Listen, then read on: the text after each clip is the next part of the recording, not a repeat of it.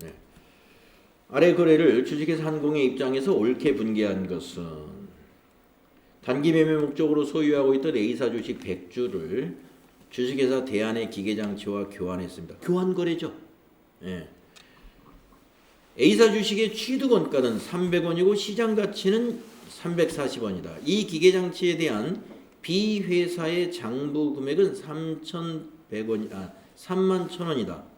자, 아까 우리 교환 거래에서 뭐라고 그랬습니까?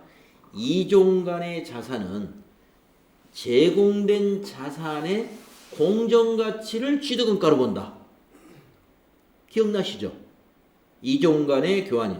지금 뭐냐면 주식을 주고 기계를 받는 거니까 이종간이죠.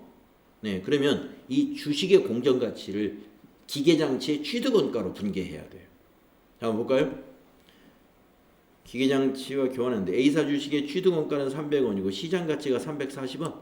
그러면 340원 곱하기 100주. 100주. 그럼 얼마예요? 34,000원이죠. 그래서 차변의 기계장치를 34,000원으로 잡아야 돼. 차변의 기계장치. 제공된 자산의 공정가치가 취득원가라고 그랬죠? 예. 그러니까 기계장치 34,000원. 그러면 대변은 뭐냐? 이거 얼마에 산 거예요? 3만 원에 산 거죠? 그래서 대변의 단기 매매 이용권은 3만 원. 단기 매매 이용권은 300원씩 100주 샀으니까 3만 원. 그러면 단기 매매 증권을 3만 원에 샀는데 34,000원짜리 기계를 받았잖아요. 그러니까 이 단기 매매 증권 대변에 갔다는 건 뭐예요? 단기 매매 증권 처분한 거잖아요. 그래서 단기 매매 증권 처분 이익이 4,000원 발생하는 거예요. 네, 근데 저 기계장치 금액이 네. 34,000원이라고 이제 가정을 하는 이유가 저 단기 매매 증권이 지금 시장 가치가 340원이니까 그렇지. 34,000원이라고 하는 거잖아요. 그렇죠. 그러면은 저 기계장치의 금액은 저걸로 봤을 때는 주식의 가격에 변동이 있으면 기계장치 금액도 변동이 있다는 거. 300원이면은 3만 원이라고, 뭐 280원이면은 28,000원이라고 계속 변동이 있는 거예요. 요거를 기억을 해야 되는데 뭐냐면은 자, 지금 이 문제는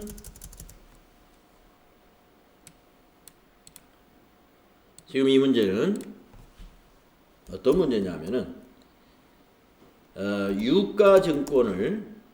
유가증권과 기계장치를 교환한 교환 거래에 해당이 됩니다. 교환 거래거든요. 그러니까 유가증권을 제공하고 기계장치를 수령했습니다. 우리 회사가 유가증권을 주고 기계장치를 받은 교환 거래죠. 자, 그러면 우리가 앞에서 어떤 원칙을 우리가 공부했냐면은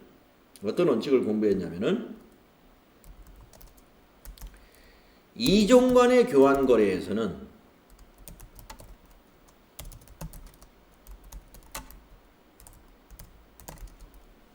제공한 자산의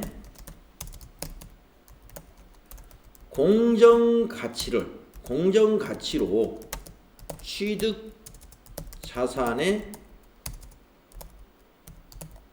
취득 원가를 반영하는 거예요.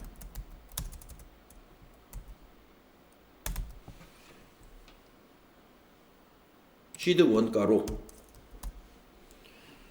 자, 이종 간의 교환 거래는 어떻게 하라는 원칙이 있었어요? 항상 제공한 자산만 생각을 하고 그랬죠. 받은 자산에 대한 건 일체 생각할 게 없어요. 교환 거래에서는. 그게 실제로 뭐 싸든 비싸든. 예. 제공받은 자산에 대해서는 장부 금액이나 시가나 이런 거에 대해서 전혀 관여할 필요가 없습니다. 제공한 자산의 공정가치를 우리가 받은 자산의 취득원가에 반영시키면 돼요.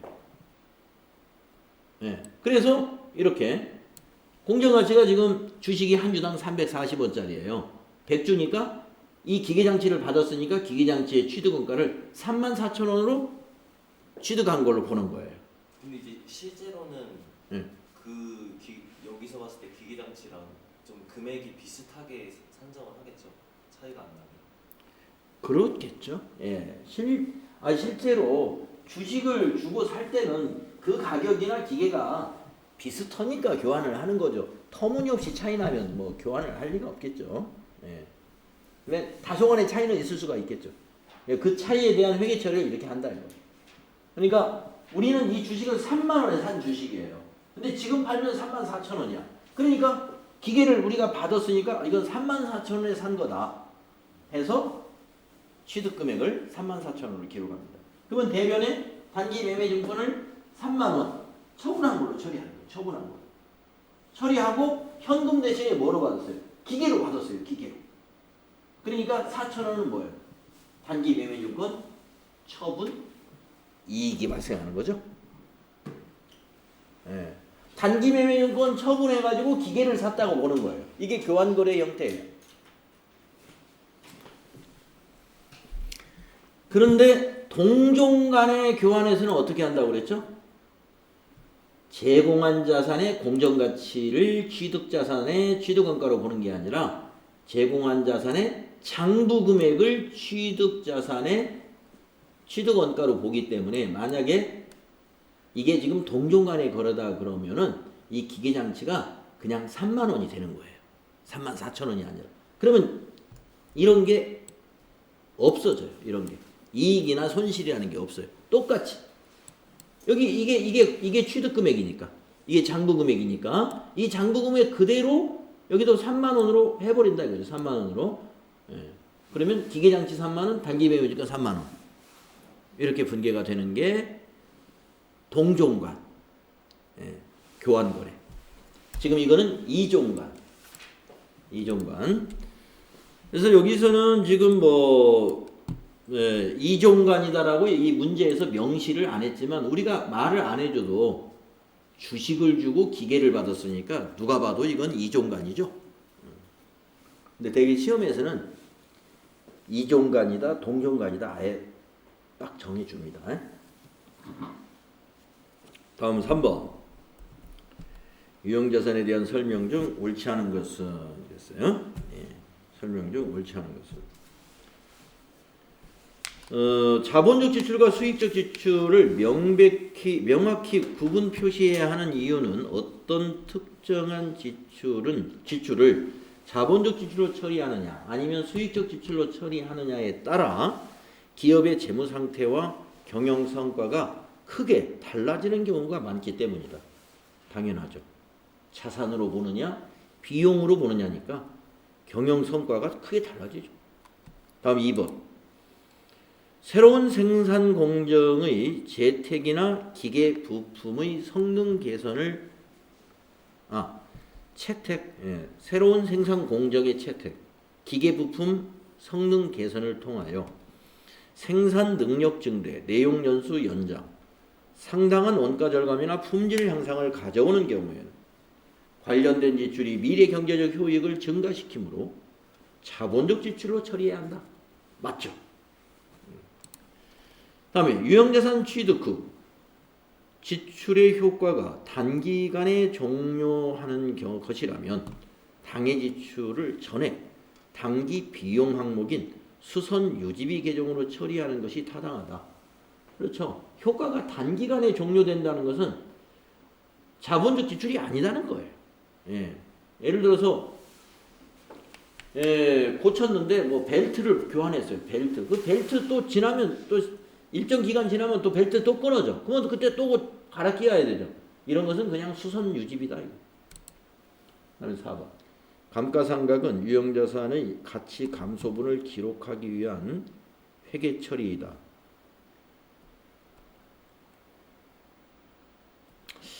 가치 감소분을 기록하기 위한 것은 아닙니다. 가치 감소분하고 거의 같지만 이 감가상각의 개념은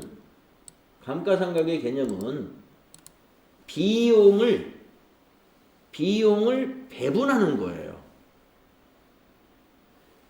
그 유형자산의 취득원가 있잖아요. 취득비용. 그 취득비용을 배분하는 겁니다. 내용 연수 기간 동안으로. 비용 배분을 위한 회계처리이지 가치 감소분을 기록하기 위한 건 아니에요. 왜냐하면 가치 감소, 그러니까 비용을 배분하는 것이 결국에 거기에 일부 가치 감소라는 의미도 들어있긴 한 거예요. 그렇지만 우리 유형자산의 감가상각을 설명할 때는 그냥 가치 감소분이다 이렇게 말하면 안 돼요. 비용의 배분이다. 취득원가, 취득비용을 내용연수 기간 동안 배분하여 회계 처리하기 위한 것이다. 그렇게 읽어요. 그래서 4번이 틀렸습니다. 3번은 4번이다.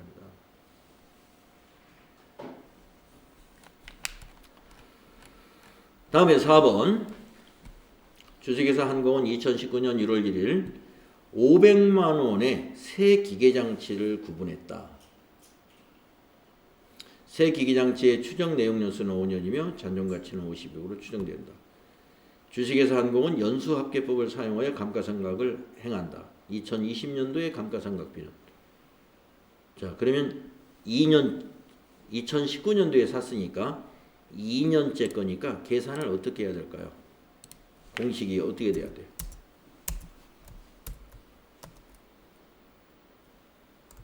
$500만 원 에서 50만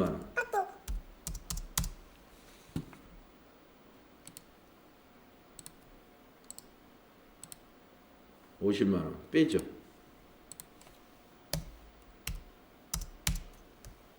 빼가지고 500만 원에서 50만 원 빼가지고 곱하기 내용연수가 5년이면 아까 5를 다 합치면 15였죠. 20년도면 2년 차죠. 그러니까 4죠. 4 나누기 15 이렇게 해야 되죠. 2020년도에 감가상각비를 물어봤으니까 2020년도 2019년도에 감가상각비였으면 이게 15분의 5죠. 계산기 한번 들겨볼까요? 450만 원 곱하기 4 나누기 15 120만 원이네요. 120만 원 120만 원 나와요. 맞았어요, 여러분? 네. 그래서 2번이 답이 되는 것입니다. 다음 5번 보겠습니다. 주식회사 한공은 2019년 12월 31일 현재 건물의 잔고 금액이 128만 원이며 7월 1일에 이 건물을 100만 원에 처분하면서 10만 원의 처분 손실이 발생했다면 정액법으로 감가상각을 한다고 가정할 때 연간 감가상각비는 얼마냐? 이거 수학 문제 풀어야 되겠네.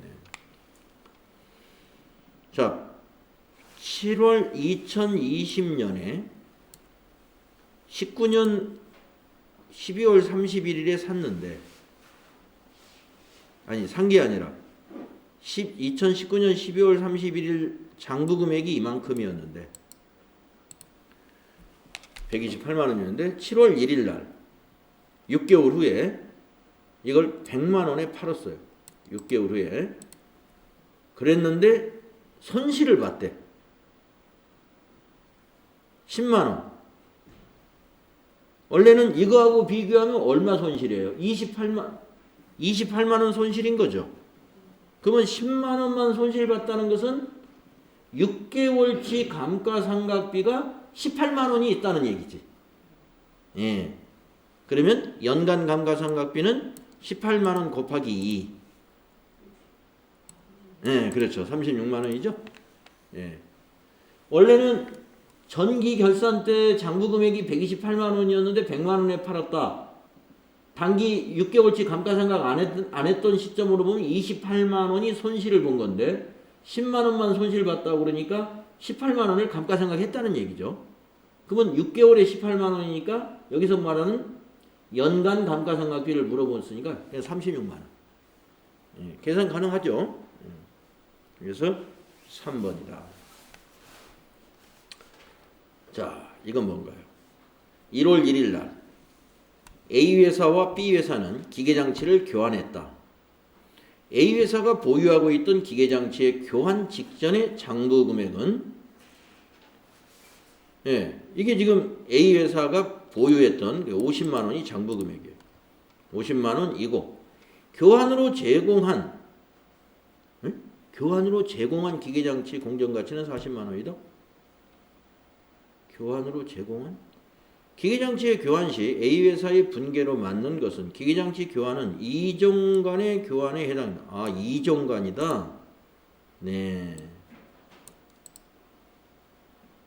2종 간이래요. 나는 같은 기계라고 그래서 동종이라고 생각을 하고 장부 금액에다 포인트를 줬는데 이거 지워야 되겠다. 자, 장부 금액이 아니라 자, 2종 간이면 뭘 따져야 돼요? 제공한 자산에 A 회사, B 회사 기계장치가 있는데 A 회사가 보유하고 있던 기계장치의 교환 직전의 장부 금액이 교환으로 제공한 기계장치의 공정가치. 이거 제공한 거.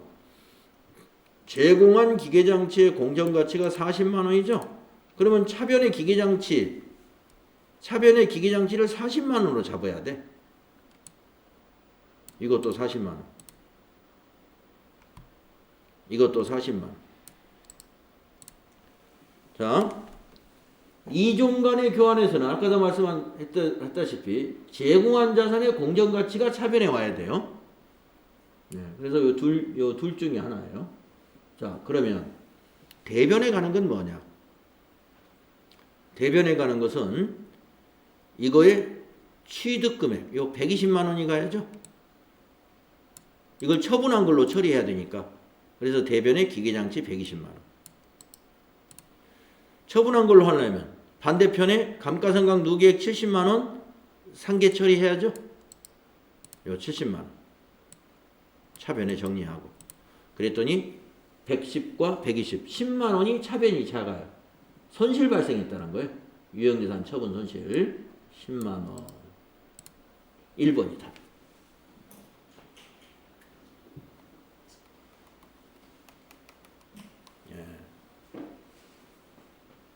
이해 가시죠? 교환거래 문제가 많이 나왔네. 정부보조금 문제는 왜 안 나왔죠? 뒤에 또 있을지 모르겠다. 다음 유형자산과 관련된 설명 중 옳지 않은 것은 재평가 모형에서는 최초 인식 후의 공정가치를 신뢰성 있게 측정할 수 있는 유형자산은 재평가일의 공정가치에서 이후의 감가상각 누계액과 손상차손액을 차감한 재평가 금액을 장부 금액으로 한다. 그런 거예요. 우리가 재평가 모형이라는 것은 재평가 모형에서는 아까 이렇게 말했죠. 재평가 금액, 그 재평가 금액 이것을 장부 금액으로 한다는 거예요. 이 재평가 금액이 뭐예요? 재평가 금액이라는 것은 유형자산의 재평가 공정가치에서 시가를 말해요. 시가에서 감가상각 누계액하고 손상차손이 있으면 손상차손 뺀 것이 재평가 금액이죠. 그것을 장부 금액으로 해주는 거다 이거예요. 그래서 7번에 1번은 맞았죠? 다음 2번. 유형자산을 재평가할 때 재평가 후 자산의 장부 금액이 재평가 금액과 일치하도록 감가상각 누계액과 총 장부 금액을 비례적으로 수정한다. 아니죠. 자, 이거 1번하고 지금 맞지 않는 말이죠. 자, 우리가 이 장부 금액이 재평가 금액하고 일치하도록 하려면은 어떻게 해야 돼요? 이렇게 해야죠. 공정가치에서 감가상각 누계액하고 손상차손을 뺀 거하고 같게 해야지. 장부금액이. 그런데 여기서는 감가상각 누계액과 총장부금액을 비례적으로 고친다는 게 뭐예요? 감가상각 누계액을 증가시키고 총장부금액 취득원가도 증가시킨다 이 말이 되잖아요. 예, 이것은 아니다. 2번 틀렸습니다.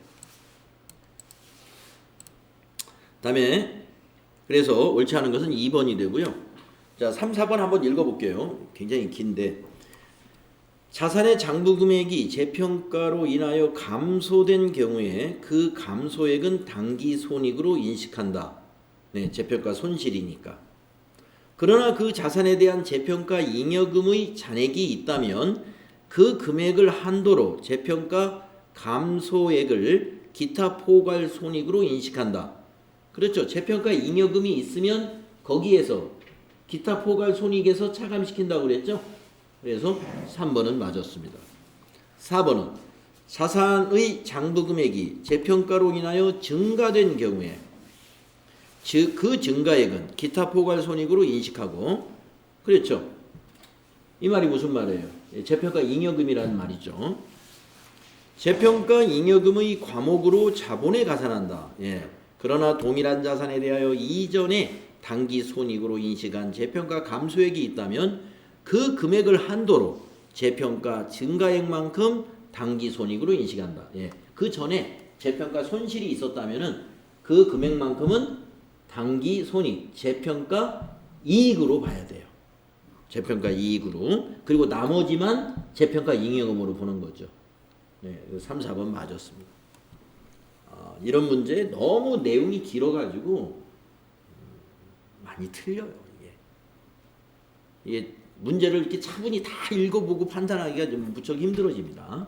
이렇게 긴 문제 나오면 틀릴 확률이 매우 높죠. 그래서 시간이 좀 많아야 돼요. 그래야 문제를 차분히 읽을 수 있습니다. 오히려 실기가 그러니까 더 쉬운 것도 있어요. 실기. 이 정도 문제는 괜찮죠. 다음 무형자산에 대한 설명 중 옳지 않은 것은. 그러니까 문장이 길어도 이렇게 뭐 이렇게 한 줄이나 길면 두 줄 이 정도가 돼야지. 이게 뭡니까? 세 줄. 여기 있다 보면 중간에 뭐 잊어버려. 뭐 앞에서 뭐라고 했는지. 집중이 엄청 필요합니다. 이거. 문제 좀 이렇게 좀 냈으면 좋겠어요. 길어도 좀 요 정도 길어야. 다음 무형자산에 대한 설명 중 옳지 않은 것은 물리적 형체가 없지만 판매용 자산은 무형자산이 아니라 재고자산으로 분류한다.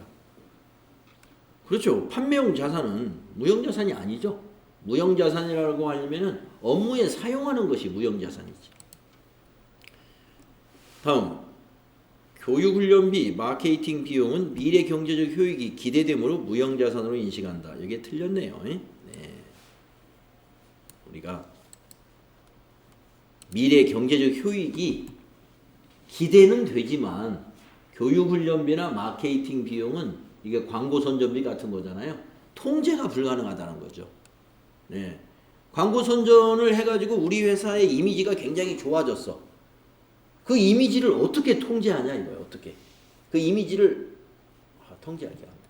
이거는 좋은 이미지는 나중에 우리 회사가 다른 회사에 합병을 당하면 인수당할 때 우리 회사 좋은 이미지를 현재 우리 회사의 순자산에다가 플러스 얼마 해서 영업권으로 더 받아낼 수는 있겠죠.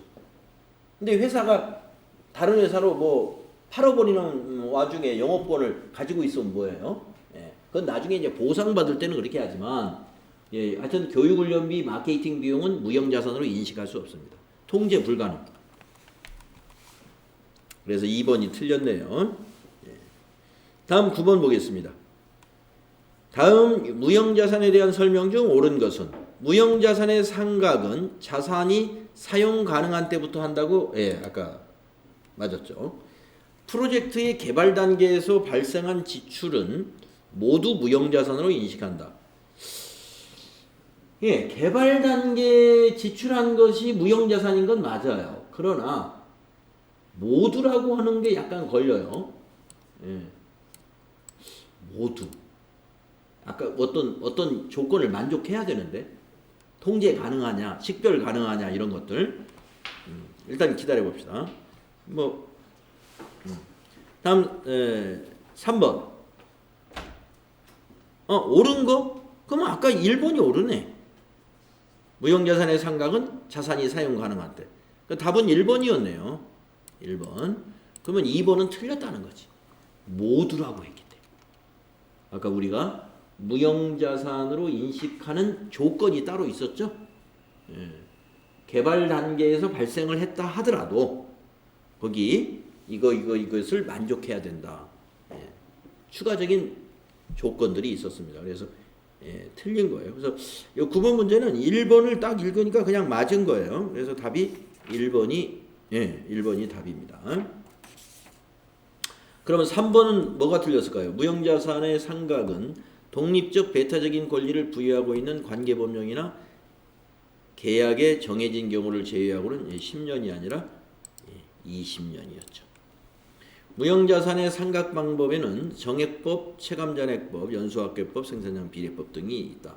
다만 합리적 상각 방법을 정할 수 없는 경우에는 정률이 아니라 정액법이었죠.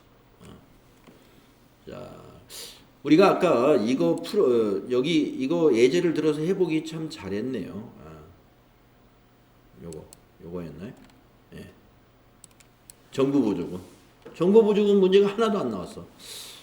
왜 안 나왔을까? 본문에서 나왔었는데. 그래서 정부보조금은 이거 알아두면 충분히 할 수 있을 거예요. 요 두 가지.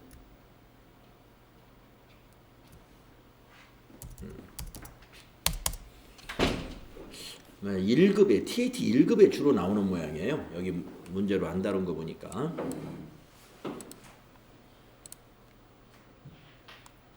자, 그러면은 문제를 다 풀었고요. 그러면 또 다시 부채를 좀 하고 하다가 좀 쉬는 시간 가져야 되겠네요.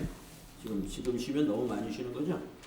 앞으로 쭉 나가서 몇 페이지로 가시냐?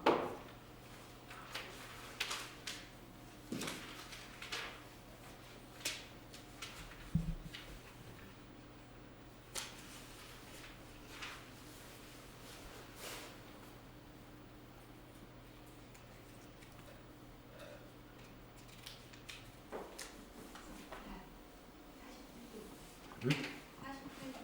48로 가볼까요? 네. 48로 가보겠습니다.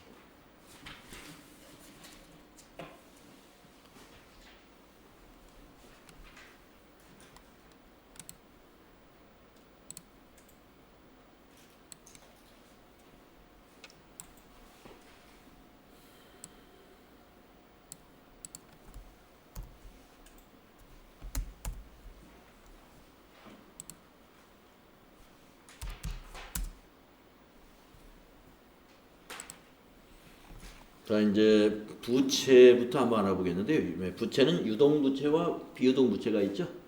자, 유동부채라는 것은 결산일로부터 상환기한이 1년 이내에 도래하는 단기부채를 말하죠. 매입채무, 단기차입금, 선수금, 예수금, 미지급비용, 선수수익. 예. 미지급 비용만 넣고 왜 미지급금은 안 넣었을까요? 미지급금도 유동부채에 해당이 됩니다.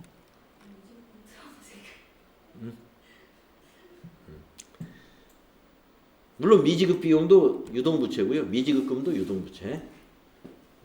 자, 이런 것 등이 있다. 자, 유동부채. 유동부채 뭐 이렇게 책에 넣지를 말든지 두 줄 넣어놓고 끝냈네요. 다음은 이제 6절에 비유동부채. 비유동부채는 결산일로부터 상환기한이 1년 이후에 도래하는 장기부채를 말하죠. 사채 나왔네요. 이 사채가 비유동 부채에서는 이제 사채가 아주 맨 먼저 나오잖아요. 비유동 부채가 사채부터 나오는데 우리가 앞에서는 이 사채의 발행에 관한 뭐 액면 발행이냐 또는 그 할인 발행이냐 할증 발행이냐 발행하는 데의 회계 처리까지만 여기까지만 나왔단 말이에요. 그런데 뒤에 볼까요? 상각이 나오죠. 상각. 요걸 좀 이해를 해야 됩니다. 이것도 새로운 내용이니까. 자, 우선 발행부터 다시 한번 쭉 한번 보도록 하겠습니다. 발행에 관한 것까지만 하고 다음 시간에 상각에 관한 건 해야 되겠네요. 앞부분은 우리가 FAT 1급에서 다 했던 거예요. 우리가 그 사채를 발행했을 때 현금의 흐름이라는 걸 이 그림 기억하시죠? 회사는 현금을 받고 사채권자에게 사채권, 유가증권을 준다는 겁니다. 그리고 1년에 한 번씩 이자를 이렇게 지급해 줍니다. 꼭 1년에 한 번은 아닙니다. 뭐 6개월에 한 번씩 지급하기로 약정이 돼 있으면 6개월에 한 번이고 최소한 1년에 한 번은 지급을 할 겁니다. 그래서 이자를 지급하고 그 다음에 만기 때는 액면 금액을 또 상환하죠. 그래서 이러한 처음에 발행했을 때 회계 처리, 중간에 이자를 지급할 때 회계 처리, 만기 때 원금을 상환할 때 회계 처리, 이런 것들을 쭉 알아보도록 하겠습니다. 우리가 이제 채권이라는 건 채무증권을 가리키는 말인데, 채무증권은 뭐가 있느냐? 국가나 공공기관이 발행하는 국공채가 있고요. 회사가 발행하는 것이 사채입니다. 이것을 우리가 채권이라고 그러죠. 그리고 그걸 우리 회계에서는 사채로 표시한다 이거예요. 자, 사채 발행 및 현금 흐름. 이제 회사는 사채라고 하고 사는 회사 입장에서는 이것을 단기 매매증권으로 기록하기도 하고 만기 보유증권으로 기록하기도 하고 사채는 매도 가능 증권으로 기록할 수도 있죠. 사는 회사 입장에서는. 근데 우리는 지금 사는 회사 입장으로서의 그 자산에서 배우는 게 아니라 우리는 지금 부채에서 배우기 때문에 개정 과목이 회사가 발행하는 입장이에요. 그러니까 개정 과목은 사채인 거죠. 발행하는 회사는 사채. 그걸 사는 회사는 뭐 만기까지 보유할 목적으로 샀다? 그럼 만기 보유증권. 언제 팔지 결정하지 않았다? 그럼 매도 가능 증권. 단기간에 처분할 거다? 그러면 단기 매매증권. 사는 회사 입장에서는 그렇게 되는 거고. 우리는 지금 이 사채권자 사는 회사 입장이 아니라 요 발행한 회사 입장의 회계 처리를 하는 거죠. 그래서 여기에는 이제 아까 현금의 흐름 그림이 있었고 액면 금액이 있고요. 사채 액면 금액, 액면에 표시된 금액, 액면 이자율, 그 사채 액면에 이자율을 인쇄해 놓은 거. 그게 표시 이자율이라고도 해요. 액면 이자율, 표시 이자율 같은 말입니다. 시장 이자율이 있죠. 시장 이자율은 자본 시장에서 현재 유지되고 있는 이자율을 말합니다. 그래서 우리가 이 표시 이자율인 액면 이자율과 시장 이자율 간의 차이가 있기 때문에 그 차이를 극복하기 위해서 조정하기 위해서 할인 발행, 할증 발행 이렇게 하는 것이죠. 그래서 다음 페이지에 있는 표를 보시게 되면은 할인 발행을 하는 경우는 이럴 때 할인 발행을 한다는 겁니다. 시장 이자율이 더 높아요. 그러면 우리 회사의 사채를 액면가에 안 살려고 하겠죠. 거기 약속한 이자율이 시장 이자율보다 낮기 때문에 그러니까 우리는 그러면 액면가보다 낮게 팔면 되겠죠. 그래서 낮은 가격에 판매를 합니다. 그래서 사채 발행 회사는 시장 이자율에 비해 낮은 사채 이자에 대한 보상을 하기 위해서 액면가보다 낮은 금액을 받고 사채를 판매한다 이거예요. 두 번째, 시장 이자율과 액면 이자율이 같으면 그냥 액면가대로 발행을 하는 겁니다. 세 번째, 반대의 경우 시장 이자율보다 우리가 주겠다는 액면 이자율이 더 높아요. 이러면 액면 금액보다 높게, 액면 금액보다 높게 발행을 해도 사겠죠. 이걸 우리는 할증 발행이라 한다. 그래서 세 가지가 있었다는 걸 우리가 알고요. 그 밑에 회계 처리를 보시면 아까 말씀드린 대로 사채를 발행하는 회사 액면 발행을 하면 차변의 현금, 대변의 사채밖에 없어요. 그러나 이제 매입하는 회사 입장에서는 만기 보유증권이라는 자산 처리를 하는데 우리가 지금 뭐 이걸 오른쪽에 있는 것을 뭐 참고할 필요는 없겠습니다. 여기에 좀 집중을 하면 돼요. 이쪽 것만.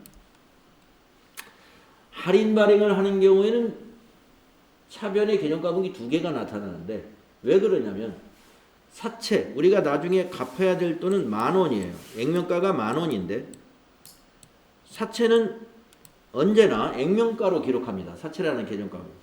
여러분 주식을 발행할 때 자본금이라는 개정 과목이 나오는데 자본금도 언제나 액면가로 표시하죠. 그러하듯이 사채도 꼭 액면가로 표시합니다. 그러면 차이가 나는 걸 어떻게 아느냐? 이렇게 할인 발행을 했다는 것은 10,000원짜리를 9,000원에 발행했다는 거예요. 예를 들면 그 1,000원을 이렇게 기록한다. 1,000원을 이렇게 기록한다. 사채 할인 발행 차금. 그러면 사채 할인 발행 차금은 선생님 부채입니까? 자산입니까? 요 사채의 차감 계정이다. 이렇게 말합니다. 사채의 차감 계정이다. 그러면 사채를 차감을 해주면 그러면 사채가 9,000원이겠네요? 그렇지. 9,000원에 우리가 팔았으니까. 그런데 3년 후에 갚아야 될 돈은 9,000원만 갚나요? 10,000원 갚아야 돼요. 그러니까 어떻게 해야 돼요? 이 1,000원 사채 할인 발행 차금을 매기 결산 때마다 이게 사채가 10,000원이 다시 되도록 이걸 삼각해야 돼요. 그걸 우리가 회계 처리를 이제 오늘 배워야 된다. 자, 할증 발행하는 경우입니다. 자, 사채는 10,000원입니다. 액면가는 똑같은데. 네, 근데 저 두 번째에서 네. 이제 사채 발행을 그러니까 저희가 사채를 발행하는 걸로 지금 회사가. 하고 있는 거잖아요. 회사가. 예. 사채가 10,000원짜리를 9,000원에 발행을 하면은 네. 이제 회사 입장에서는 저거만 단순하게 봤을 때는 일단은 손해잖아요. 근데 사실은 손해는 아닙니다. 왜냐면은 할인을 해준 것은 우리가 이자 매 해마다 지급할 이자가 시장 이자율보다 낮기 때문에 이자를 조금씩 주거든요. 그래서 결과적으로 같은 거예요. 이자를 조금씩 좀. 시장 이자율보다. 만약에 이 10,000원이라는 돈을 우리가 시장에서 빌렸으면은 연 이자율이 가령 10%라고 한다면 이 사채를 발행할 때는 거기 8%라고 썼다 이거예요. 그럼 이자를 줄 때는 우리가 8% 이자를 줄 거예요. 이 액면가의 8%. 근데 우리가 은행에서 돈을 빌렸다면 10% 이자를 부담했어야 된다 이거죠. 그러니까 결국에 나중에 10,000원 원금을 10,000원 돌려주면서 받을 때 9,000원만 받은 것은 이 1,000원을 우리가 할인해서 판 이유는 시장 이자보다 싸게 이자를 주기 때문에 우리가 할인을 해준 거죠. 회사 입장에서는 손해는 아닌 겁니다. 그럴 수도 있겠네요. 담보가 우리 회사 주식이 담보라면 그것도 나름 가치가 있겠고 다른 담보 없이 그죠? 그 만약에 손해라고 볼 수는 없어요. 10,000원을 은행에서 빌렸을 때 이자율이 10%인데 우리 회사에서 빌렸을 때는 8%를 적용을 한다. 예, 우리가 8%라고 사채권자들에게 약속을 하고 돈을 빌렸다는 말이에요. 근데 그게 원래는 10,000원짜리인데 9,000원에 줬다는 거잖아요. 그렇죠. 그러면은 회사 입장에서는 그냥 그 이자를 메꾸는 건가요? 그 10,000원짜리로. 그러니까 매달 해마다 지급하는 이자를 계산해 보면 1,000원을 할인해줘도 되도록 계산 결과가 나온 거죠. 그래서 1,000원 할인해 준 거예요. 그러니까 이제 나중에 분계를 보면은 이 사채권자들에게 실제로 주는 현금하고 회사가 비용 처리하는 이자 비용이 차이가 나요. 실제로 주는 현금은 사채 액면에 표시된 이자율로 돈을 줍니다. 그럼 8%라고 돼 있으니까 8%로 돈을 줘요. 만약에 연 이자율 8%다 그러면 800원을 주겠죠. 800원. 만 원이니까. 그런데 만약에 그 돈을 은행에서 시중 이자율로 빌렸다면 10%니까 1,000원을 줘야 돼. 1,000원. 그러면 1,000원과 800원의 차이 200원이 뭐예요? 200원. 200원의 그 차이를 삼각해 나가는 거예요. 이제 그거를 이제 뒤에서 배울 겁니다. 자, 할증 발행도 반대의 경우지만 마찬가지다 이거죠. 자, 10,000원인데 현금을 이걸 11,000원을 주고 사채를 10,000원짜리를 줬다는 거예요. 그러면 사채권자들이 왜 이렇게 1,000원을 더 주고 사채를 사주느냐? 우리 회사 사채 이자율이 시장의 이자율보다 더 높은 거예요. 예, 아까 시장 이자율은 10%인데 우리는 거기다가 12%라고 써놓은 거죠. 12%. 그러니까 이자 많이 받는 거를 감안하면 11,000원 주고 사도 뭐 은행에 저금해 놓고 받는 이자하고 똑같으니까 그냥 11,000원 주고 사는 거죠. 그런 겁니다. 그래서 이것을 우리가 할증 발행이라고 그래서 사채 할증 발행 차금을 여기다 1,000원을 적어주는 거예요. 그러면 요 계정 과목은 뭐냐? 사채 할증 발행 차금은 뭐냐?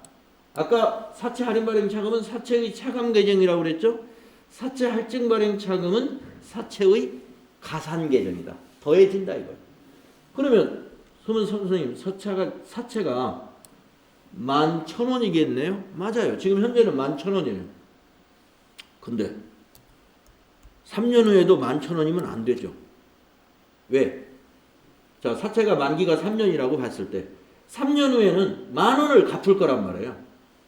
사채권자한테 10,000원을 10,000원만 갚을 건데 1,000원이 남아있으면 어떡해요?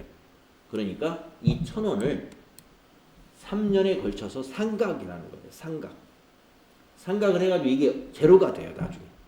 제로가 돼가지고 할인 발행했을 때도 나중에 만기 때는 액면가하고 똑같이 10,000원이 되고 할증 이때는 9,000원이었죠. 사채 장부 금액이. 근데 3년 후에는 10,000원이 돼요. 자, 이때는 할증 발행했을 때는 사채 장부 금액이 11,000원이죠. 근데 3년 후가 되면 이것도 역시 10,000원이 돼요. 예. 그래서 그것을 추가적으로 우리가 이제 배우는 거고요. 예, FAT 1급에서는 여기까지만 했던 거예요. 여기까지만. 발행할 때는 이런 액면 발행과 할인 발행, 할증 발행 때 회계 처리가 이렇게 된다. 그래서 재무상태표에 이런 식으로 할인 발행 차금은 이렇게 음수로 차감 계정이니까 여기에 아까 10,000원인데 여기 1,000원이 음수로 돼 있어가지고 여기 장부 금액 여기 9,000원 이렇게 표시가 되고 여기는 10,000원인데 여기 할증 발행 차금이 1,000원이 더 있어가지고 여기는 11,000원 이렇게 표시된다는 것이죠. 네. 자, 그러면 쉬었다가 다음 시간에 여기서부터 정리해 보도록 하겠습니다.